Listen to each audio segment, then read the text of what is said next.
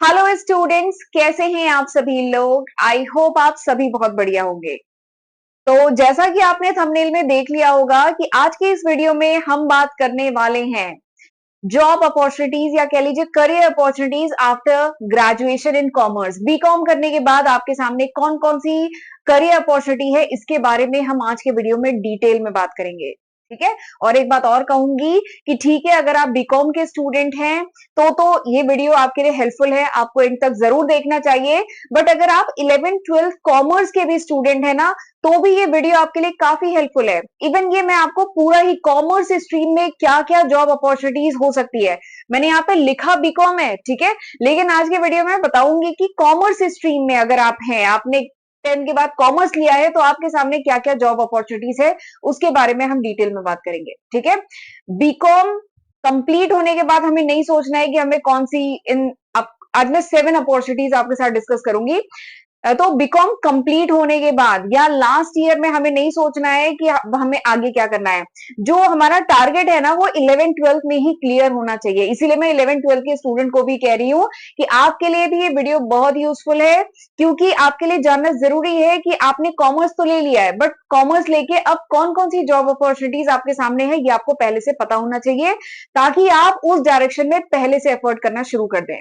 11th 12th में तो मतलब आपको बेसिक पढ़ना है, ठीक है। 11th 12th में तो आपका जो करिकुलम आपको प्रोवाइड किया गया है वो आपको पढ़ना है, ठीक है। बट जब ग्रेजुएशन में आते हैं तो आपको ग्रेजुएशन में अपनी बीकॉम या बीबीए की डिग्री के साथ आपको जो अभी मैं आपको 7 अपॉर्चुनिटीज बताने जा रही हूं, उसको ध्यान में रख के साइड बाय साइड आपको तैयारी भी करनी है। तभी ग्रेजुएशन कंप्लीट होने पे आप एकदम रेडी होंगे जॉब के लिए। ठीक है। तो इसलिए अगर आप 11th 12th के हैं, ग्रेजुएशन के हैं, या आप एम कॉम या एमबीए के भी हैं, ठीक है, तो ये वीडियो आपके लिए काफी हेल्पफुल होने वाला है। तो जरूर एंड तक देखिएगा। एंड लेक्चर ये वीडियो आपको यूजफुल लगे तो लाइक करना मत भूलिएगा। ठीक है। तो चलिए फिर स्टार्ट करते हैं। तो सबसे पहली जो अपॉर्चुनिटी आपके सामने है, अगर आपने बीकॉम किया है या बीबीए किया हुआ है, ठीक है, तो सबसे पहला काम आप क्या कर सकते हैं, you can go for higher education. BCom के बाद जो सबसे ज्यादा जो स्टूडेंट करते हैं वो ये है कि वो ग्रेजुएशन ही नहीं, आगे मास्टर्स के लिए भी जाते हैं। ठीक है। अब मास्टर्स में आप क्या क्या कर सकते हैं, सबसे पहला तो आप एम कॉम कर सकते हैं। बीकॉम के बाद मास्टर्स डिग्री एम कॉम कर सकते हैं, या आप एमबीए कर सकते हैं। ठीक है। एम कॉम कर सकते हैं, एमबीए कर सकते हैं, या एमए इकोनॉमिक्स। ठीक है। बीकॉम क्या 11th 12th में कहिए, जब आप कॉमर्स लेते हैं तो 3 मेन सब्जेक्ट पढ़ते हैं, एक बिजनेस स्टडीज, एक इकोनॉमिक्स, एक अकाउंटेंसी। ठीक है। तो अकाउंटेंसी का तो स्कोप है ही, अकाउंट्स का तो स्कोप है ही, बहुत ज्यादा स्कोप है। बट ये जो इकोनॉमिक्स सब्जेक्ट है ये भी बहुत इंपॉर्टेंट सब्जेक्ट है, बहुत डिमांड है।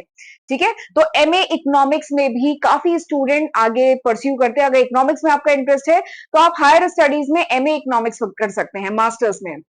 या अगर आपको कंप्यूटर्स में इंटरेस्ट है then you can go for MCA. आप एमसीए या पीजीडीसीए कर सकते हैं। ठीक है। एंड अगर आपको टीचिंग में इंटरेस्ट है, ठीक है, अगर आप 10th लेवल तक की टीचिंग करना चाहते हैं, तो बीकॉम के बाद काफी स्टूडेंट बीएड करते हैं। इससे आप स्कूल लेवल पे टीचिंग कर सकते हैं अप टू क्लास 10th। ठीक है। तो बीएड एक करियर ऑप्शन है। या फिर अगर आपको लॉ में इंटरेस्ट है then you can go for LLB. आप एलएलबी कर सकते हैं, 3 साल का कोर्स होता है ग्रेजुएशन के बाद। ठीक है। तो सबसे पहला जो करियर ऑप्शन है या अपॉर्चुनिटी है कह लीजिए बीकॉम करने के बाद, वो ये है higher studies. You can go for higher studies, आप मास्टर्स के लिए जा सकते हैं। एंड मास्टर्स में आपके पास ये सारे ऑप्शन अवेलेबल है। तो ये पहला ऑप्शन हुआ। दूसरा जो ऑप्शन आपके पास है बीकॉम के बाद, that is you can go for professional courses. आप प्रोफेशनल कोर्सेज कर सकते हैं। ठीक है। अब प्रोफेशनल कोर्सेज मतलब क्या हुआ, प्रोफेशनल कोर्सेज मतलब सीए सुना होगा, चार्टेड अकाउंटेंट। ठीक है। सीए कर सकते हैं, सीएस कर सकते हैं, या सीएमए कर सकते हैं। या फिर इसके साथ ही आजकल इंटरनेशनल अकाउंटिंग प्रैक्टिसेस मतलब यूज हो रही है, एमएनसीज आ गई हैं, तो एसीसीए की डिमांड भी बहुत ज्यादा बढ़ गई है। तो आप एसीसीए कर सकते हैं, या सीएफए का कोर्स बहुत डिमांड में है, सीपीए का कोर्स बहुत डिमांड में है, सीएफपी का course, CFP is certified financial planner. ठीक है, इसका भी कोर्स बहुत डिमांड में है। तो these are the professional course जिसके लिए आप जा सकते हैं ग्रेजुएशन के बाद। ठीक है। तो ये कोर्सेज भी बहुत पॉपुलर है। एक चीज और है, ये जो प्रोफेशनल कोर्सेज हैं इनके लिए एक बात है कि इसमें मेहनत थोड़ी ज्यादा करनी पड़ेगी, पढ़ाई थोड़ी ज्यादा करनी पड़ेगी, लेकिन एक बात और है कि रिवॉर्ड भी उसी के हिसाब से है। सैलरी पैकेज की बात बताऊं तो जितने भी अभी मैं आपको जितने करियर अपॉर्चुनिटी बताऊंगी, सबसे हायर सैलरी पैकेज यहीं पे है।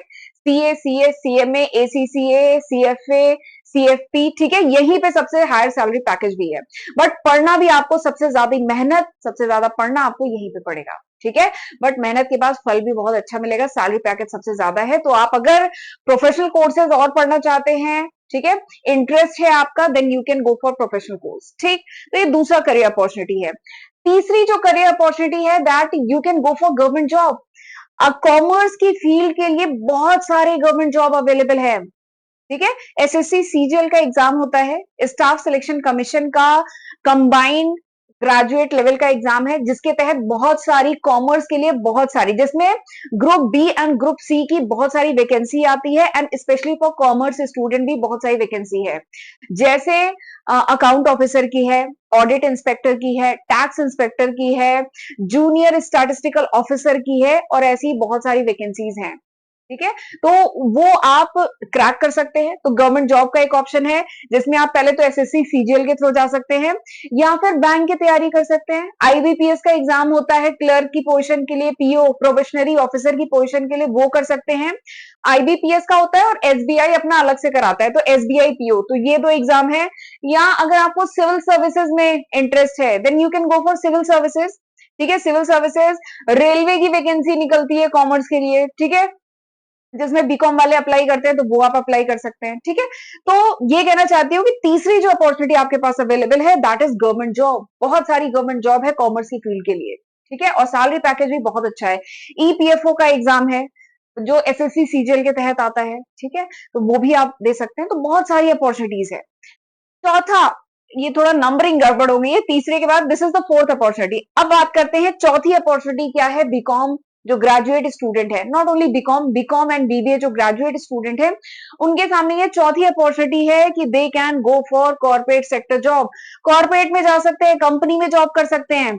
आप बीकॉम में या बीबीए में इतनी डिटेल में आप पढ़ते हैं ऑपरेशंस के बारे में, मार्केटिंग के बारे में, एचआर के बारे में, फाइनेंस के, अकाउंट्स के, ठीक है, आप इतने सारे डिटेल में पढ़ते हैं, स्ट्रेटेजिक मैनेजमेंट पढ़ते हैं, इतनी डिटेल में आप पढ़ते हैं, तो इसके बाद आप किसी भी कंपनी, तो आप सूटेबल हो जाते हैं किसी भी कंपनी में कॉर्पोरेट में जॉब करने के लिए। बहुत सारी पोजीशन के लिए आप एलिजिबल हो जाते हैं, जैसे अकाउंट एग्जीक्यूटिव के लिए, finance executive, HR executive, operations में, मार्केटिंग में, किसी भी लेवल पे जिसमें आपका इंटरेस्ट है, ठीक है, जिसमें आपकी एक्सपर्टीज है, उसमें आप जॉब कर सकते हैं। तो चौथी अपॉर्चुनिटी है कि आप किसी कॉर्पोरेट में जा सकते हैं बीकॉम करने के बाद, ठीक है, बीकॉम या बीबीए करने के बाद, ठीक। नेक्स्ट, पांचवी जो अपॉर्चुनिटी है, that is digital and skill based career. देखिए, अब आप जानते हैं टाइम काफी चेंज हो चुका है। एक जमाना था जब डिग्री मैटर करती थी, डिग्री, भारी भारी डिग्रियां होनी चाहिए, ठीक है, डिग्री ज्यादा मैटर करती थी। लेकिन आज का टाइम बदल चुका है। अब आप जानते हैं डिग्री बेस्ड जॉब नहीं, अब स्किल बेस्ड जॉब हो गई है, ठीक है। डिग्री तो चाहिए, ठीक है, पर डिग्री में एक पल को कॉम्प्रोमाइज हो सकता है, लेकिन स्किल में कॉम्प्रोमाइज, कंपनीज स्किल में कॉम्प्रोमाइज नहीं करती। या स्किल अगर है तो आप अपना खुद का भी तो स्टार्टअप शुरू कर सकते हैं, खुद का छोटा मोटा बिजनेस शुरू कर सकते हैं, और उसको अगले लेवल पे ले जा सकते हैं। तो आज के टाइम में जो समय चल रहा है ना, उसके हिसाब से तो स्किल की ज्यादा डिमांड है, डिग्री की नहीं। डिग्री का नहीं होगी या कम होगी डिग्रियां, चलेगा। तो वही है, अगला है digital and skill based career. आप चूज कर सकते हैं, ये पांचवा करियर ऑप्शन है, जिसमें आप डेटा एनालिस्ट का कोर्स कर सकते हैं, financial modelling, business analytics, digital marketing का बहुत स्कोप है, वीडियो एडिटिंग का, थंबनेल डिजाइनिंग का, स्टॉक मार्केट की ट्रेडिंग का, जीएसटी एंड इनकम टैक्स अगर आपको फाइल करना आता है, ठीक है, वो सीख सकते हैं, advance Excel, power, business intelligence, Tally, NCFM, NISM, SAP, बहुत सारे ऑप्शन है। एनसीएफएम जानते होंगे, NSC certification in financial market. अगर आपको ट्रेडिंग वगैरह में इंटरेस्ट है, फाइनेंशियल मार्केट में इंटरेस्ट है, तो आप ये कुछ सर्टिफिकेशन कोर्सेज हैं, इनसे आप अपनी स्किल को और डेवलप कर सकते हैं, और फिर इस टाइप की कंपनी जहां पे रिक्वायरमेंट हो वहां पे जा सकते हैं। तो ये क्या है, digital and skill based career है। यहाँ पे आप अपना खुद का काम, ये सर्टिफिकेशन करने के बाद आपकी इस फील्ड में एक्सपर्टीज आएगी और आप अपना खुद का काम शुरू कर सकते हैं, ठीक है। तो ये भी बहुत डिमांड में है आजकल, यही हो रहा है। लोग, मतलब अब समय चेंज हो चुका है, लोग सर्विस नहीं करना चाह रहे, भले ही अपना छोटा मोटा कुछ स्टार्ट करके फिर उसके बाद आपकी मेहनत है, स्टार्टिंग छोटी ही होती है, लेकिन उसके बाद अपनी मेहनत है, अपनी एक्सपर्टीज है, उसको फिर आप अलग लेवल पे लेके जा सकते हैं। तो आजकल इसकी डिमांड बहुत है, digital and skill based career की। ठीक है, तो और एक और बात है, इसकी अच्छी बात, एडवांटेज मैं इसका बताती हूँ। इसका एक एडवांटेज तो ये है कि ये शॉर्ट टर्म कोर्सेज हैं, 6 मंथ टू 1 ईयर का टाइम लगता है ये कोर्सेज करने में। ठीक है, तो समय बहुत ज्यादा नहीं लगेगा, 6 मंथ टू 1 ईयर का टाइम लगेगा, फीस भी कम रहेगी। उसके बाद आपको प्रैक्टिस करनी है, काम करना है, जितना काम करेंगे उतना आप पॉलिश होते जाएंगे। ठीक है, और ये आप ग्रेजुएशन के साथ कर सकते हैं। कितने सारे बच्चे बीबीए बीकॉम कर रहे होते हैं, उसके साथ में एक सर्टिफिकेशन कोर्स कर रहे होते हैं, सैप कर रहे होते हैं, टैली कर रहे होते हैं, एनसीएफएम एनआईएसएम के पेपर क्लियर कर रहे होते हैं। ठीक है, एडवांस एक्सेल सीख रहे होते हैं, तो ये आप ग्रेजुएशन के साथ कर सकते हैं। तो एक तो आपका सीवी भी, अगर आप सपोज करिए कॉर्पोरेट में जाना चाहते हैं, तो कॉर्पोरेट में एक बात और है, इतने सारे स्टूडेंट कर रहे हैं बीकॉम या बीबीए या एमबीए या एमकॉम कर रहे हैं, तो कंपनी आपको क्यों ले, किसी और को क्यों ना ले। तो जरूर हमारे सीवी में कुछ होना चाहिए ना, हमारा सीवी हैवी होना चाहिए ना, हमारे सीवी में कुछ खास बात होनी चाहिए ना, जो दूसरों में ना हो हमारे में हो। ठीक है, हमारे में भी कुछ खास बात होनी चाहिए और हमारे सीवी में भी खास बात होनी चाहिए। तो ये कुछ सर्टिफिकेशन कोर्स है जिससे आप अपने सीवी को हैवी बना सकते हैं। उसके बाद आप अपना चाहे खुद का काम करिए, चाहे इसी स्किल को यूज करके आप कॉर्पोरेट में अच्छी जॉब पा लीजिए, दोनों ऑप्शन है। ठीक है, तो ये भी एक बहुत अच्छा ऑप्शन है। और मैं जानती हूँ, मैं बीकॉम बीबीए एमबीए एमकॉम के स्टूडेंट को पढ़ाती हूँ, मुझे पता है एग्जाम के 1 महीना पहले बच्चे पढ़ाई शुरू करते हैं। वैसे मैंने 1 महीना ज्यादा बता दिया, अगर आप बीकॉम बीबीए के हैं तो आप जानते हो कि आप कितने समय पहले पढ़ाई करना शुरू करते हैं जब फाइनल एग्जाम आते हैं। तो यानी आप पूरे सेमेस्टर तो एकदम, जैसे नहीं कोई बच्चा पूरे 6 महीने तो पढ़ता नहीं है, एग्जाम के पहले ही बच्चे पढ़ना शुरू करते हैं, तो फिर बाकी टाइम क्या करेंगे, बाकी टाइम स्किल डेवलपमेंट करना है। ये कुछ कोर्सेज हैं जो यहाँ पे मैंने कुछ कोर्सेज के नाम लिखे हैं, इसके अलावा और भी बहुत सारे कोर्सेज हैं। अब आपको ये देखना है कि आपका एरिया ऑफ इंटरेस्ट क्या है। आपको अगर शेयर मार्केट में इंटरेस्ट है तो आप ये कोर्सेज में जा सकते हैं, शेयर ट्रेडिंग सीख सकते हैं, एनसीएफएम एनआईएसएम ये सब कर सकते हैं। फाइनेंशियल प्लानिंग में इंटरेस्ट है तो आप उससे रिलेटेड सर्टिफिकेशन कोर्स कर सकते हैं। तो आपको एनालाइज करना है कि आपका एरिया ऑफ इंटरेस्ट क्या है, फिर उसके अकॉर्डिंग आप इसमें से चूज करें। ठीक है, और ये करना ही चाहिए मेरे हिसाब से। Along with BBA and BCom हमेशा कुछ साइड में करना चाहिए, क्योंकि बीबीए और बीकॉम इतना टफ कोर्स है ही नहीं, बहुत आसान कोर्स है, आसानी से आप पास कर लेंगे। ठीक, चलिए अगले ऑप्शन पे चलते हैं। अच्छा, अगले ऑप्शन पे चलने से पहले ना मैं एक बात और मैं मिस कर गई, मैं आपको बताना चाहती हूँ। यहाँ पे जब मैंने आपको गवर्नमेंट जॉब के ऑप्शन बताया ना, तो एक चीज और है, क्योंकि कंपटीशन बहुत ज्यादा बढ़ता गया है, पहले के कंपेयर में हम बात करें, अब कंपटीशन बहुत ज्यादा बढ़ गया है। ठीक है, तो एक मेरा बस सजेशन है कि जब भी आप गवर्नमेंट जॉब की तैयारी करें, ठीक है, आईबीपीएस की तैयारी कर रहे हैं, मतलब बैंक पीओ की, या आप एसएससी सीजीएल की कर रहे हैं, तो हमेशा एक प्लान बी मेरे हिसाब से रखना चाहिए, क्योंकि कंपटीशन बहुत ज्यादा है। आप देख रहे हैं पेपर लीक हो रहे हैं, फिर रिजल्ट आने में इतना टाइम लग रहा है, 2024 की वैकेंसी अभी तक नहीं आई। ठीक है, या एग्जाम हो गया, रिजल्ट अभी तक नहीं आया 2026 में, तो ऐसे केसेस बहुत हैं। तो बस मेरा ये कहना है कि आप सालों मत खराब करिए गवर्नमेंट जॉब के। गवर्नमेंट जॉब के साथ आपको बैकअप में मतलब एक प्लान बी होना चाहिए। तो जब आप ग्रेजुएशन के बाद गवर्नमेंट जॉब का मतलब करेंगे, तो एक चीज और है, मतलब साइड में कुछ मास्टर्स भी करते रहना चाहिए। मास्टर्स मतलब आप साइड में कुछ एमकॉम एमए वगैरह साइड में कुछ करें। इससे बस ये रहेगा कि थोड़ा सा कॉन्फिडेंस रहेगा, कि क्योंकि गवर्नमेंट जॉब में टाइम बहुत लग जाता है। ठीक है, क्योंकि जिस हिसाब से चीजें चल रही हैं, तो इसलिए एक प्लान भी थोड़ा सा साइड में होना चाहिए, वरना ऐसा ना हो कि हमने इतने साल खराब भी कर दिए, फिर थोड़ा सा मतलब डिप्रेशन आता है, तो इसलिए ऐसा ना करें। सजेशन है बस ये कि गवर्नमेंट जॉब के साथ साइड में कुछ मास्टर्स में एमए या एमकॉम कुछ साइड में करें। इससे क्या है कि एक बैकअप रहेगा आपके पास। ठीक है, ये चीज है। और एक और बात कहूंगी, ग्रेजुएशन करने के बाद गवर्नमेंट जॉब की तैयारी नहीं करनी है, ड्यूरिंग ग्रेजुएशन करनी है। बीकॉम, मेरा एक बात हमेशा मैं कहती हूँ कि बीबीए एंड बीकॉम बहुत आसान कोर्स है। तो बीबीए या बीकॉम के दौरान या तो ये करिए, सर्टिफिकेशन कोर्स करिए, डिजिटल या स्किल बेस्ड सर्टिफिकेशन कोर्स करिए, अपने सीवी को हैवी करिए ताकि कॉर्पोरेट में जॉब कर सके। ठीक है, या ये नहीं कर रहे हैं तो साथ में ड्यूरिंग बीकॉम एंड बीबीए आपको गवर्नमेंट जॉब की तैयारी करनी है, ताकि आखिरी साल में जब जॉब वैकेंसी आती है तो आप अप्लाई कर सकें। कुछ वैकेंसीज ऐसी आती है जिसमें लास्ट ईयर के स्टूडेंट को अप्लाई करने को कहा जाता है कि वो भी इस एग्जाम के लिए बैठ सकते हैं, बस रिजल्ट से पहले उनका रिजल्ट आ जाना चाहिए, मतलब उस गवर्नमेंट जॉब की वैकेंसी का रिजल्ट आए उससे पहले उनके ग्रेजुएशन का रिजल्ट आ जाना चाहिए। तो कुछ वैकेंसी ऐसी भी होती है। तो बस मैं यही कहना चाहती हूँ कि ड्यूरिंग ग्रेजुएशन आपको केवल बीकॉम या बीबीए नहीं करना है, उसके साथ या तो पहले साल से या तो गवर्नमेंट जॉब की तैयारी करिए या अपना कुछ डिजिटल या स्किल डेवलपमेंट का कुछ कोर्स करिए। ठीक है, अकेले बीकॉम या बीबीए मत करिएगा, बहुत आसान कोर्स है बीबीए बीकॉम। ठीक, तो ये 5 मैंने बता दिए। छठा आते हैं जो मेरा फेवरेट है, जो मैं कर रही हूँ। ठीक है, सिक्स इज टीचिंग। टीचिंग या रिसर्च में जा सकते हैं। अगर आपको टीचिंग में इंटरेस्ट है तो देखिए, सबसे पहले अगर आप 10th लेवल तक की टीचिंग करना चाह रहे हैं तो आप करिए ग्रेजुएशन, आपने किया बीकॉम या बीबीए, एंड उसके बाद कर लीजिए बीएड। ठीक है, तो आप 10th लेवल तक की टीचिंग करेंगे। अगर आपको 11th 12th में टीचिंग करनी है तो आपको करना होगा मास्टर्स, आप करिए एमकॉम। ठीक है, तो आप 11 12 को पढ़ा पाएंगे।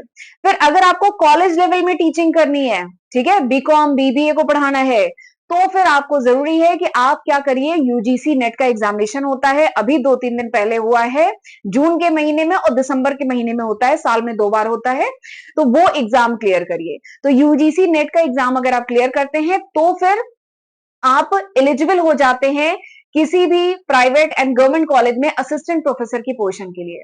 ठीक है, तो यूजीसी नेट का एग्जाम आप क्लियर करिए तो आप कॉलेज में पढ़ा सकेंगे।